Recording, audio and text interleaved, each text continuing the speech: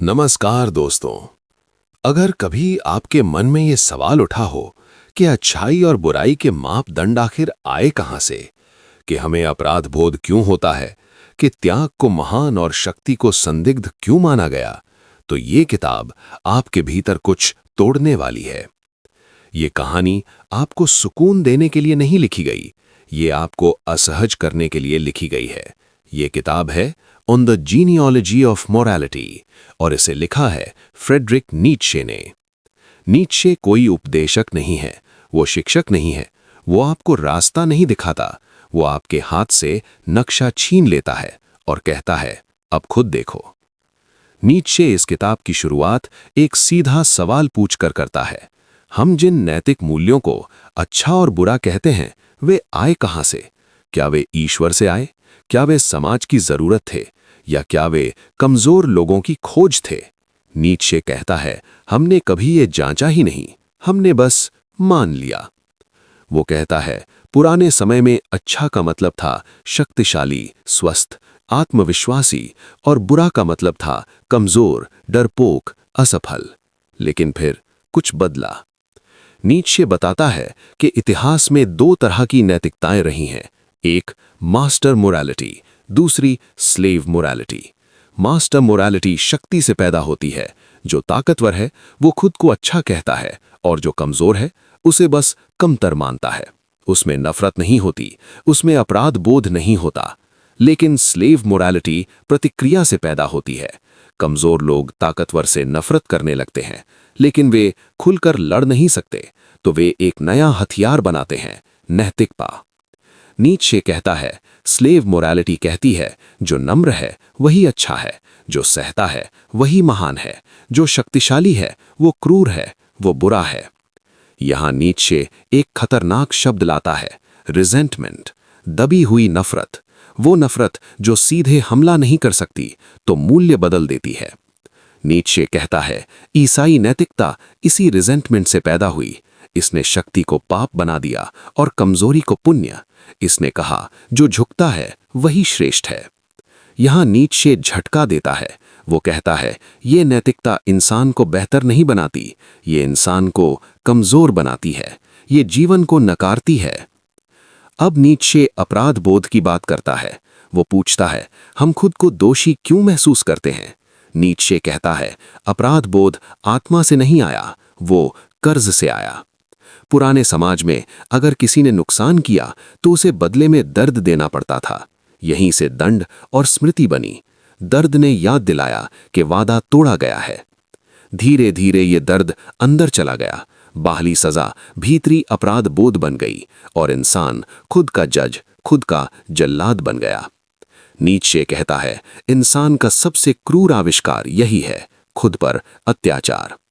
वो कहता है, जब इंसान अपनी प्रवृत्तियों को दबा देता है तो वो ऊर्जा अंदर घूमने लगती है और आत्मा को बीमार बना देती है। नीत्शे इसे कहता है बैड कॉन्शियंस। ये वो स्थिति है जहां इंसान जीना चाहता है, लेकिन उसे सिखाया गया है कि उसकी इच्छाएं गलत हैं। वो पूछता है, अगर शेर को सिखा दिया जाए कि उसका दहाड़ना पाप है तो वो क्या बनेगा? नीत्शे कहता है, हमने इंसान को ऐसा ही बना दिया है, हमने उसकी शक्ति उसके ही खिलाफ मोड़ दी है। अब वो तपस्या और त्याग पर आता है। वो पूछता है, लोग दुख को पवित्र क्यों मानते हैं? नीत्शे कहता है, क्योंकि दुख अर्थ देता है। जब इंसान को जीवन में अर्थ नहीं मिलता तो वो दर्द को ही अर्थ बना लेता है, और जो इसे समझाता है वही बन जाता है एस्थेटिक प्रीस्ट। एस्थेटिक प्रीस्ट लोगों को कहता है, तुम्हारा दुख पवित्र है, तुम्हारी कमजोरी तुम्हारी महानता है, और इस तरह वो बीमार आत्माओं पर राज करता है। नीत्शे कहता है, ये इलाज नहीं है, ये सिर्फ बीमारी को जिंदा रखने का तरीका है। वो कहता है, मैं नैतिकता के खिलाफ नहीं हूं, मैं उस नैतिकता के खिलाफ हूं जो जीवन से नफरत करती है। ये किताब यही नहीं रुकती। अब नीत्शे सबसे खतरनाक सवाल पूछने वाला है, अगर ये सब इंसान की कमजोरी से आया तो नया इंसान कैसा होगा? कहानी अब और गहरी होने वाली है।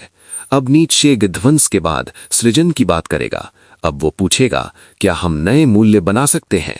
ये यात्रा अभी शुरू हुई है। नीत्शे अब और अंदर उतरता है। अब वो सिर्फ नैतिकता की उत्पत्ति नहीं, उसके परिणाम दिखाता है। वो कहता है, स्लेव मोरालिटी सिर्फ ताकत से नफरत नहीं करती, वो ताकत को अपराध बना देती है। और यही सबसे खतरनाक चाल है। जब कोई ताकतवर इंसान अपनी शक्ति दिखाता है, तो स्लेव मोरालिटी कहती है, तुम घमंडी हो, तुम क्रूर हो, तुम अनैतिक हो। और धीरे धीरे वो ताकतवर इंसान भी खुद से सवाल करने लगता है।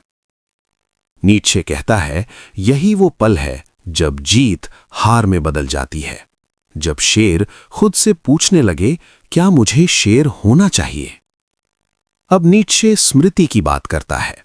वो कहता है, इंसान को सभ्य बनाने के लिए उसे याद करना सिखाया गया, लेकिन ये याद प्यार से नहीं सिखाई गई, ये दर्द से सिखाई गई। दर्द स्मृति का सबसे पुराना शिक्षक है।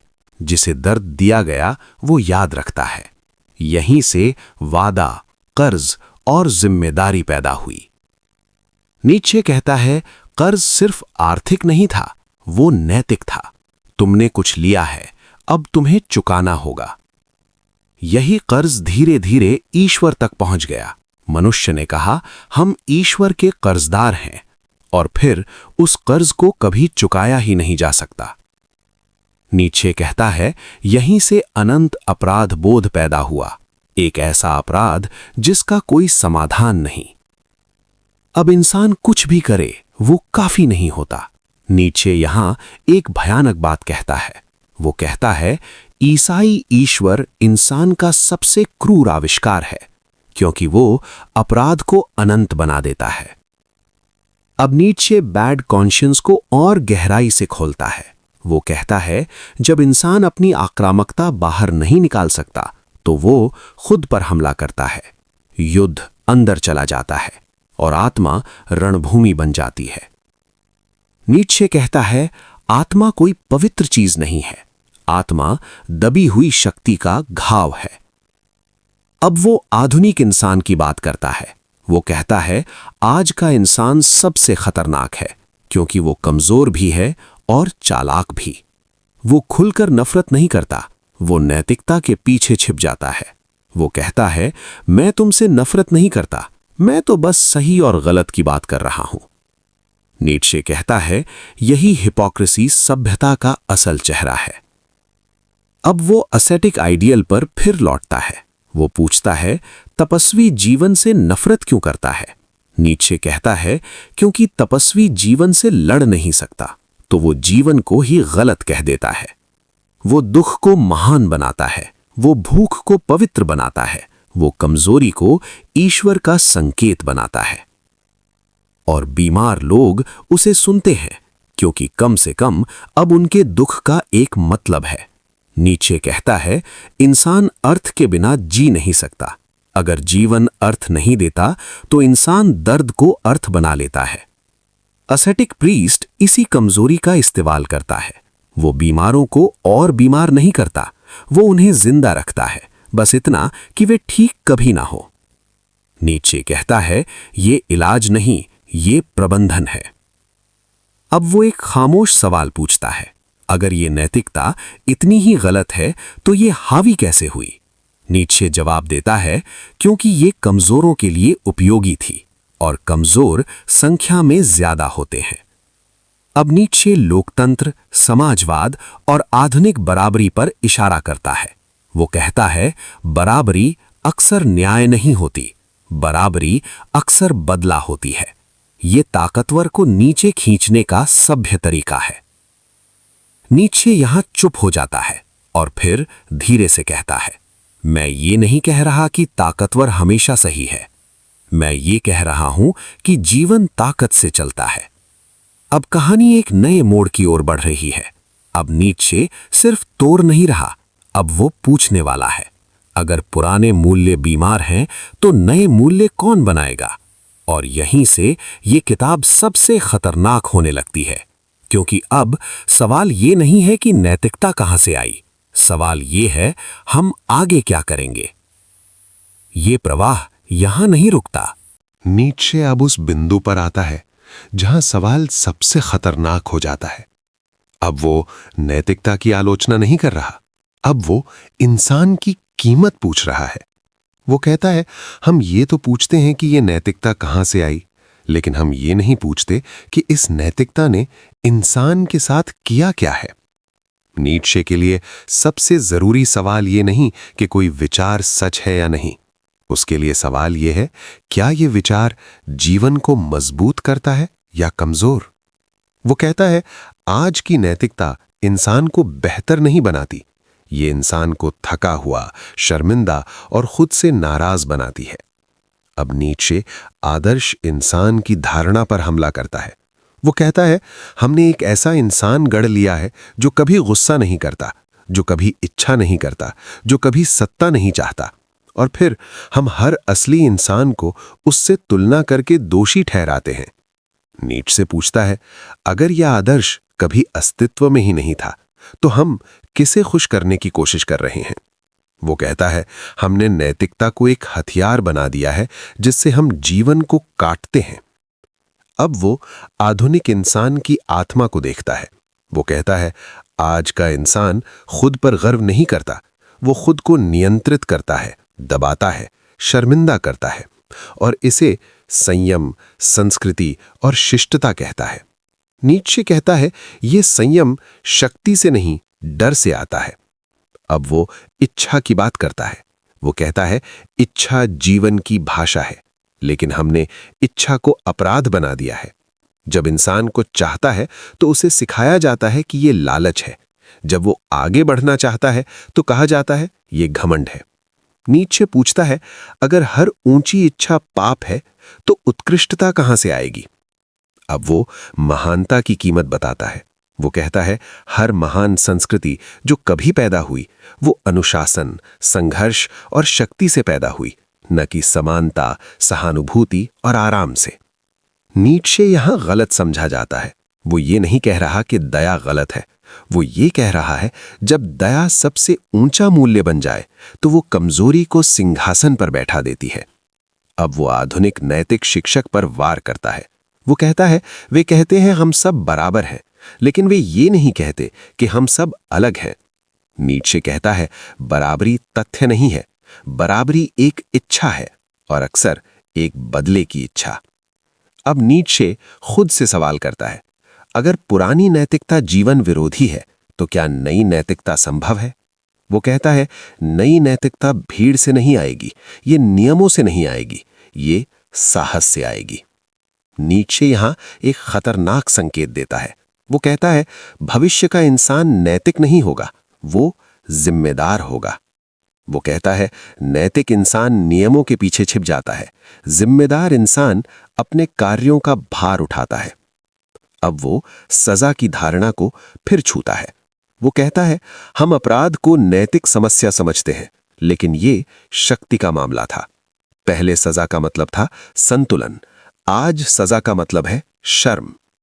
नीत्शे कहता है, शर्म इंसान को सुधारती नहीं, शर्म इंसान को छोटा बनाती है। अब वो भविष्य की ओर देखता है और कहता है, अगर इंसान इसी तरह खुद से नफरत करता रहा तो वो सिर्फ एक आज्ञाकारी जानवर बनकर रह जाएगा। नीत्शे यहां रुकता है और फिर धीरे से कहता है, मैं निराशावादी नहीं हूं, मैं सर्जन हूं। वो कहता है, मैं बीमारी दिखा रहा हूं ताकि इलाज की संभावना जिंदा रहे। अब ये प्रवाह और तेज नहीं होता, ये और गहरा होता है, क्योंकि अब नीत्शे सबसे कठिन काम करने जा रहा है। वो मूल्यों के पुनर्मूल्यांकन की तैयारी कर रहा है। ये यात्रा अभी आधे रास्ते में है। नीत्शे अब उस सीमा पर खड़ा है जहां सोच खुद को बचा नहीं सकती। अब वो नैतिकता की आलोचना नहीं, नैतिकता की जिम्मेदारी इंसान पर डालता है। वो कहता है, अब तक हम नैतिकता को कुछ ऐसा मानते रहे जो हमें बाहर से मिला, ईश्वर से, समाज से, परंपरा से। लेकिन अब मैं पूछता हूं, अगर ये सब हमने ही बनाया है तो हम इससे भाग क्यों रहे हैं। नीत्शे के अनुसार आधुनिक इंसान सबसे ज्यादा डरता है जिम्मेदारी से। वो कहता है, नियमों के पीछे छिप जाना आसान है, ये कहना आसान है कि मैं ऐसा नहीं कर सकता क्योंकि ये गलत है, लेकिन ये कहना बहुत कठिन है, मैं ऐसा नहीं कर रहा क्योंकि मैं इसके परिणाम उठाने को तैयार नहीं हूं। नीत्शे कहता है, नैतिकता अक्सर डर का दूसरा नाम होती है। अब वो आत्म संयम पर वार करता है। वो कहता है, हम जिस संयम को महान कहते हैं वो अक्सर दबी हुई इच्छा होती है, न कि परिपक्व शक्ति। वो उदाहरण देता है, जो इंसान कुछ कर ही नहीं सकता, अगर वो कुछ नहीं करता तो ये संयम नहीं है, ये असमर्थता है। नीत्शे कहता है, सच्चा संयम ताकत से आता है, डर से नहीं। अब वो संस्कृति की बात करता है। वो कहता है, हर महान संस्कृति खुद को कठोर बनाती है, वो अपने श्रेष्ठ लोगों से ज्यादा मांग करती है, लेकिन आधुनिक संस्कृति सबसे कम मांग करती है। वो कहती है, जैसे हो वैसे ही ठीक हो। नीत्शे पूछता है, अगर सब जैसे हैं वैसे ही ठीक है तो महान कौन बनेगा? वो कहता है, महानता सुविधा से नहीं आती, वो संघर्ष, अनुशासन और पीड़ा से आती है। अब नीत्शे दया पर सबसे तीखा हमला करता है। वो कहता है, दया जब सीमा में हो तो मानवीय है, लेकिन जब वो सर्वोच्च मूल्य बन जाए तो वो कमजोरी को संरक्षित करती है। वो कहता है, अगर हर कमजोरी संरक्षित है तो शक्ति क्यों विकसित होगी? नीत्शे यहां गलत समझे जाने का जोखिम लेता है। वो कहता है, मैं कमजोर से नफरत नहीं करता, मैं उस व्यवस्था से नफरत करता हूं जो कमजोरी को आदर्श बनाती है। अब वो शिक्षा की बात करता है। वो कहता है, हम बच्चों को सिखाते हैं कि खुद को सीमित करो, लेकिन हम उन्हें ये नहीं सिखाते कि खुद को ऊंचा कैसे उठाया जाए। नीत्शे कहता है, हम आज्ञाकारी इंसान बनाते हैं, रचनात्मक नहीं। अब वो समानता के विचार पर फिर लौटता है। वो कहता है, समानता कभी लक्ष्य नहीं थी, ये एक रणनीति थी। ये रणनीति थी ताकतवर को नीचे लाने की। नीत्शे कहता है, जब हर कोई बराबर कहलाता है तो श्रेष्ठ कहलाना अशिष्ट माना जाता है, और यहीं से उत्कृष्टता चुप हो जाती है। अब नीत्शे आधुनिक इंसान की थकान पर बात करता है। वो कहता है, आज का इंसान थका हुआ है, न काम से बल्कि अर्थ की कमी से।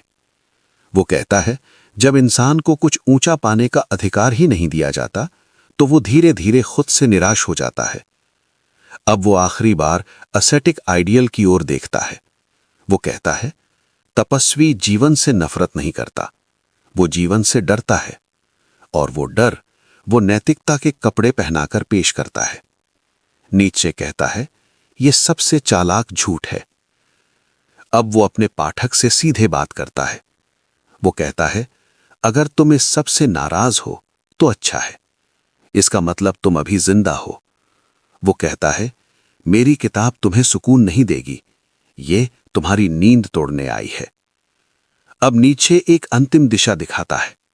वो कहता है, पुराने मूल्यों को तोड़ना आसान है, नए मूल्य बनाना भयानक है, क्योंकि नए मूल्य तुमसे हिम्मत मांगते हैं।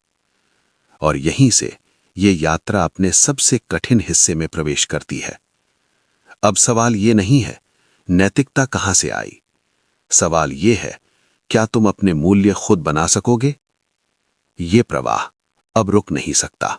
नीत्शे अब उस जगह पहुंच चुका है जहां सोच किसी सहारे के बिना खड़ी रहती है।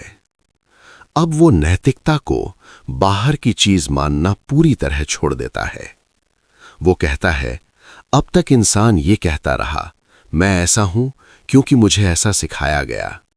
अब मैं पूछता हूं, अगर ये सब तुम्हारे भीतर से निकला है तो तुम इससे भाग क्यों रहे हो? नीत्शे के लिए सबसे खतरनाक इंसान वो नहीं है जो दूसरों पर अत्याचार करता है। सबसे खतरनाक इंसान वो है जो खुद को लगातार छोटा करता है। वो कहता है, आधुनिक इंसान खुद को कम आंकने में गर्व महसूस करता है। वो कहता है, मैं कुछ खास नहीं हूं, मैं बस एक आम इंसान हूं, और वो इसे विनम्रता कहता है। नीत्शे कहता है, ये विनम्रता नहीं है, ये अपनी ही संभावना से डरना है। अब वो महान आत्मा की बात करता है। वो कहता है, महान आत्मा वो नहीं होती जो दूसरों से ऊपर खड़ी हो। महान आत्मा वो होती है जो खुद से ज्यादा मांग करती है। वो कहता है, जिस इंसान ने खुद से कुछ भी नहीं मांगा, वो दूसरों के लिए क्या करेगा। नीचे अब जिम्मेदारी की सबसे गहरी परिभाषा देता है। वो कहता है, जिम्मेदारी नियमों का पालन नहीं है। जिम्मेदारी ये स्वीकार करना है कि तुम्हारे कर्म तुम्हारे हैं। वो कहता है, जब तुम कहते हो मैंने ये इसलिए किया क्योंकि ये सही था, तो तुम खुद से छिप रहे हो। नीत्शे के अनुसार सच्चा इंसान ये कहता है, मैंने ये किया क्योंकि मैंने इसे चुना। अब वो अपराध बोध को आखिरी बार देखता है। वो कहता है, अपराध बोध तुम्हें बेहतर नहीं बनाता, ये तुम्हें आज्ञाकारी बनाता है। वो कहता है, जिस इंसान को हमेशा शर्मिंदा किया गया, वो कुछ नया रचने की हिम्मत नहीं करेगा। नीत्शे यहाँ रचनात्मकता को नैतिकता से ऊपर रखता है। वो कहता है, जीवन कला है और कलाकार नियमों से नहीं, दृष्टि से चलता है। वो कहता है, अगर तुम अपने जीवन को कला नहीं बनाते, तो तुम उसे किसी और की नैतिकता में गिरवी रख देते हो। अब नीत्शे आधुनिक आदर्शों पर एक अंतिम वार करता है। वो कहता है, आज का आदर्श इंसान वो है जो किसी को असहज न करे। नीत्शे पूछता है, लेकिन जिसने कभी किसी को असहज नहीं किया, उसने कभी कुछ बदला भी है? वो कहता है, हर नया मूल्य पहले अशिष्ट लगता है, हर सच्चा रचनाकार पहले खतरनाक लगता है। नीत्शे अब एक बहुत शांत लेकिन भारी बात कहता है। वो कहता है, अगर तुम हर किसी को खुश रखना चाहते हो, तो तुम किसी भी चीज के लिए जिम्मेदार नहीं हो। अब वो अपने पाठक को आखिरी बार झकझोरता है। वो कहता है, मैं तुम्हें नया मूल्य नहीं दूंगा, क्योंकि अगर मैंने दिया तो तुम फिर से दास बन जाओगे। वो कहता है, मेरा काम तुम्हारे हाथ खाली करना है ताकि तुम खुद उठा सको। नीत्शे मानता है, ये सबसे असुरक्षित स्थिति है, लेकिन यही एकमात्र ईमानदार स्थिति है। वो कहता है, जो इंसान खुद के बिना खड़ा नहीं हो सकता, वो किसी भी मूल्य का निर्माता नहीं बन सकता। अब ये प्रवाह और धीमा हो जाता है। अब कोई हमला नहीं, अब सिर्फ एक मौन चुनौती है। क्या तुम अपने जीवन का भार खुद उठा सकोगे? ये सवाल अभी खुला है। नीत्शे अब किसी को तोड़ नहीं रहा। अब वो पीछे हट जाता है और इंसान को खुद के सामने खड़ा छोड़ देता है। वो कहता है, मैंने तुम्हें ये नहीं बताया कि क्या अच्छा है, मैंने तुम्हें ये नहीं बताया कि क्या बुरा है, क्योंकि यही सबसे पुराना झूठ है। वो कहता है, जब कोई तुम्हें अच्छा और बुरा बताने लगता है, तो वो तुमसे तुम्हारी शक्ति छीन रहा होता है। नीत्शे मानता है, अब तक इंसान मार्गदर्शन चाहता रहा, अब समय है भार उठाने का। वो कहता है, मुक्ति सुकून नहीं देती, मुक्ति डर देती है, क्योंकि अब गलती का दोष किसी और पर नहीं डाला जा सकता। अब वो अंतिम बार अपराध बोध को देखता है और कहता है, तुम्हें दोषी महसूस कराया गया ताकि तुम खतरनाक न बनो। नीत्शे कहता है, जिस इंसान को अपने आप से डर लगता है, वो कभी कुछ नया नहीं रचेगा। वो कहता है, मैं तुम्हें अच्छा इंसान नहीं बनाना चाहता, मैं तुम्हें पूरा इंसान देखना चाहता हूं। पूरा इंसान वो नहीं होता जो कभी गिरता नहीं, पूरा इंसान वो होता है जो गिरने का जोखिम उठाता है। नीत्शे यहां एक शांत स्वीकार करता है। वो कहता है, हर इंसान नया मूल्य नहीं बना सकता और ये ठीक है, लेकिन वो एक चेतावनी देता है। वो कहता है, जो इंसान खुद मूल्य नहीं बनाता, वो हमेशा दूसरों के मूल्य ढोता है। अब वो भविष्य की ओर देखता है। वो कहता है, मैं किसी स्वर्ग का वादा नहीं करता, मैं किसी न्याय का वादा नहीं करता, मैं सिर्फ संभावना की बात करता हूं। संभावना कि इंसान खुद से झूठ बोलना बंद कर दे। नीत्शे कहता है, सबसे कठिन काम दूसरों से नहीं, खुद से ईमानदार होना है। वो कहता है, अगर तुम अपनी कमजोरी को पवित्र कहते हो, तो तुम कभी मजबूत नहीं बनोगे, लेकिन अगर तुम अपनी कमजोरी को पहचानते हो, तो वो तुम्हारी शक्ति बन सकती है। नीत्शे अब बिल्कुल शांत है। वो कहता है, मैंने नैतिकता को नष्ट नहीं किया, मैंने उसे तुम्हारे हाथ में दे दिया है। अब ये तुम पर है। वो आखिरी बात कहता है। वो कहता है, जीवन किसी नियम की परीक्षा नहीं है, जीवन एक प्रयोग है, और जो इंसान प्रयोग करने से डरता है वो जीवन से डरता है। नीचे यहीं रुक जाता है। कोई निष्कर्ष नहीं, कोई आदेश नहीं, सिर्फ एक इंसान जो दूसरे इंसान से ये कह रहा है, अब तुम खुद देखो। ये आवाज यहीं खत्म होती है, लेकिन सवाल यहीं से शुरू होता है।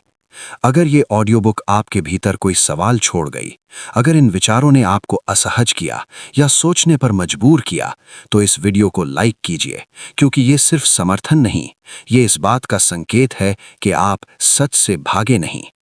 इस वीडियो को शेयर कीजिए, हो सकता है किसी और को भी अपने मूल्यों पर फिर से सोचने की हिम्मत मिले। और अगर आप ऐसी ही गहरी किताबें, ऐसे ही विचार और ऐसे ही ईमानदार आत्मसंवाद आगे भी सुनना चाहते हैं, तो माय गैलेक्सी टूर चैनल को सब्सक्राइब कीजिए, क्योंकि माय गैलेक्सी टूर पर हम रास्ते नहीं देते, हम सोचने की आज़ादी देते हैं। धन्यवाद माय गैलेक्सी टूर के साथ इस यात्रा का हिस्सा बनने के लिए।